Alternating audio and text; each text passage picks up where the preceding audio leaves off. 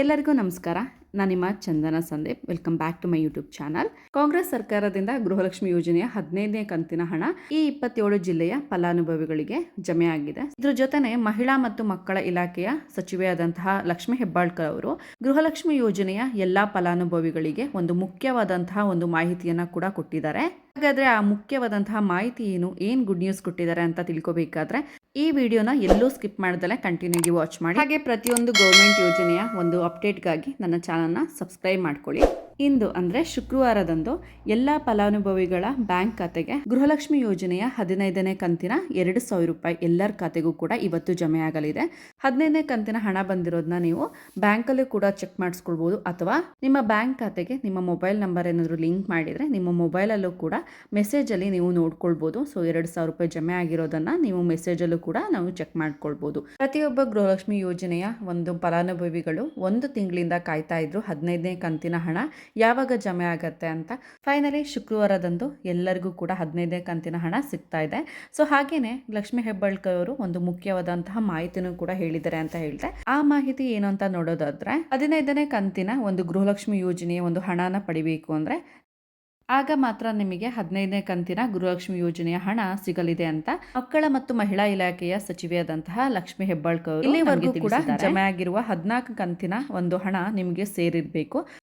ಹಾಗೆ ಇನ್ನೊಂದು ಮುಖ್ಯವಾದಂತಹ ಮಾಹಿತಿನ ಕೂಡ ಕೊಟ್ಟಿದ್ದಾರೆ. ಸೊ ಈಗಾಗಲೇ 14 ಕಂತು ಬಿಡುಗಡೆ ಆಗಿರೋದ್ರಿಂದ ಸೊ ಈ 14 ಕಂತಲ್ಲಿ ನಿಮಗೇನಾದರೂ ಅಮೌಂಟ್ ಬಂದಿಲ್ಲ ಯಾವುದಾದ್ರು ತಿಂಗಳು ಅಂದರೆ ಈ 15ನೇ ಕಂತಿನ ಹಣ ನಿಮಗೆ ಬರೋದಿಲ್ಲ. ಪೆಂಡಿಂಗ್ ಇರುವಂತಹ ಒಂದು ಗೃಹಲಕ್ಷ್ಮಿ ಯೋಜನೆಯ ಒಂದು ಹಣ ನಿಮ್ಮ ಖಾತೆಗೆ ಬಂದಾದ ನಂತರ ಈ ಗೃಹಲಕ್ಷ್ಮಿಯ ಒಂದು 15ನೇ ಕಂತಿನ ಹಣ ನಿಮ್ಮ ಖಾತೆಗೆ ಸೇರುತ್ತೆ ಅಂತ ಹೇಳಿದ್ದಾರೆ. ಸೊ ಹಾಗಾಗಿ ಈಗಾಗಲೇ ನಿಮಗೆ ಗೃಹಲಕ್ಷ್ಮಿ ಯೋಜನೆಯ ಒಂದು ಹಣ ಪೆಂಡಿಂಗ್ ಇದ್ರೆ 15ನೇ ಕಂತಿನ ಗೃಹಲಕ್ಷ್ಮಿ ಯೋಜನೆಯ ಒಂದು ಹಣನ ನಿರೀಕ್ಷೆ ಮಾಡಬೇಡಿ ಅಂತ ಸಚಿವೆ ಲಕ್ಷ್ಮಿ ಹೆಬ್ಬಾಳ್ಕರ್ ಅವರು ನಮಗೆ ಮಾಹಿತಿಯನ್ನು ನೀಡಿದ್ದಾರೆ. ಹಾಗೆ ಸರ್ಕಾರದಿಂದ ಇನ್ನೊಂದು ಮಾಹಿತಿಯನ್ನು ಕೂಡ ಕೊಟ್ಟಿದ್ದಾರೆ. ಸೊ 63,000 ಒಂದು ಮಹಿಳೆಯರಿಗೆ ಈ 15ನೇ ಕಂತಿನ ಹಣ ಜಮೆ ಆಗೋದಿಲ್ಲ ಅಂತಾನೂ ಕೂಡ ಮಾಹಿತಿಯನ್ನು ನೀಡಿದ್ದಾರೆ. ಹಾಗಾದ್ರೆ ಈ 63,000 ಮಹಿಳೆಯರಿಗೆ ಯಾವ ಕಾರಣಕ್ಕೆ ಹಣ ಜಮೆ ಆಗ್ತಿಲ್ಲ ಅಂತ ನೋಡೋದಾದ್ರೆ, ಇತ್ತೀಚೆಗೆ ಬಂದಿರುವಂತಹ ಸರ್ಕಾರದ ಈ 5 ನಿಯಮದ ಆಧಾರದ ಮೇಲೆ ಈ ಮಹಿಳೆಯರಿಗೆ ಗೃಹಲಕ್ಷ್ಮಿ ಯೋಜನೆಯ ಹಣ ಸಿಗೋದಿಲ್ಲ ಅಂತ ಲಕ್ಷ್ಮಿ ಹೆಬ್ಬಾಳ್ಕರ್ ಅವರು ತಿಳಿಸಿದ್ದಾರೆ.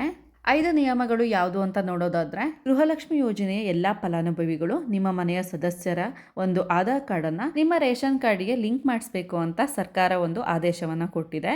ಇದ್ರ ಜೊತೆನೆ ಗೃಹಲಕ್ಷ್ಮಿ ಯೋಜನೆಯ ಒಂದು ಫಲಾನುಭವಿಗಳಾಗಿರ್ಬೋದು, ಇಲ್ಲ ಅವ್ರ ಮನೆಯ ಸದಸ್ಯರಾಗಿರ್ಬೋದು, ಆ ಮನೆಯಲ್ಲಿ ಯಾರಿಗಾದ್ರೂ ಗೌರ್ಮೆಂಟ್ ಕೆಲಸ ಸಿಕ್ಕಿದೆ ಅಂತ ಹೇಳಿದ್ರೆ ಈ ಗೃಹಲಕ್ಷ್ಮಿ ಯೋಜನೆಯ ಒಂದು ಹಣ ಅವರಿಗೆ ಬರೋದಿಲ್ಲ ಅಂತ ಹೇಳಿದ್ದಾರೆ. ಇನ್ನು 3ನೇ ನಿಯಮ ನೋಡೋದಾದ್ರೆ, ಗೃಹಲಕ್ಷ್ಮಿ ಯೋಜನೆಯ ಫಲಾನುಭವಿಗಳು ಹಾಗೆ ಅವರ ಮನೆಯ ಇತರ ಸದಸ್ಯರು ಯಾರಾದರೂ ಸರ್ಕಾರಕ್ಕೆ ತೆರಿಗೆ ಪಾವತಿ ಮಾಡ್ತಾ ಇದ್ರೆ ಅಂತ ಒಂದು ಫಲಾನುಭವಿಗಳಿಗೆ ಈ ಗೃಹಲಕ್ಷ್ಮಿ ಹಣ ಬರೋದಿಲ್ಲ ಅಂತಲೂ ಕೂಡ ತಿಳಿಸಿದ್ದಾರೆ. ಇನ್ನು 4ನೇ ನಿಯಮ ಏನಂತ ನೋಡೋದಾದ್ರೆ, ಸೊ ಫಲಾನುಭವಿಗಳ ಒಂದು ಮನೆಯಲ್ಲಿ ವೈಟ್ ಬೋರ್ಡ್ ಕಾರ್ ಇದ್ರೆ ನಿಮ್ಮ ಒಂದು ರೇಷನ್ ಕಾರ್ಡ್ ರದ್ದಾಗತ್ತೆ. ಹಾಗೆಯೇ ಗೃಹಲಕ್ಷ್ಮಿಯಿಂದ ಬರುವಂಥ ಹಣನೂ ಕೂಡ ನಿಮಗೆ ಸಿಗೋದಿಲ್ಲ ಅಂತ ಈ ಒಂದು ಮಾಹಿತಿಯನ್ನು ಕೂಡ ಕೊಟ್ಟಿದ್ದಾರೆ. ಇನ್ನು ಕೊನೆಯ ನಿಯಮದ ಬಗ್ಗೆ ಮಾತಾಡೋದಾದ್ರೆ, ಪ್ರತಿಯೊಬ್ಬ ಫಲಾನುಭವಿಗಳ ಒಂದು ವಾರ್ಷಿಕ ಆದಾಯ 7 ಲಕ್ಷಕ್ಕಿಂತ ಕಡಿಮೆ ಇರಬೇಕು.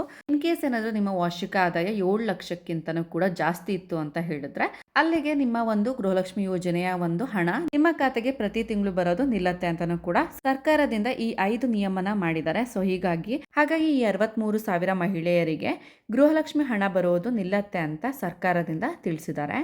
ಈ ಒಂದು ಮಾಹಿತಿ ನಿಮಗೆ ಇಷ್ಟ ಆಗಿದ್ದಲ್ಲಿ ಲೈಕ್ ಮಾಡಿ, ಹಾಗೇನೆ ಕೊನೆ ತನಕ ವಿಡಿಯೋ ನೋಡೋದಕ್ಕೆ ಧನ್ಯವಾದಗಳು.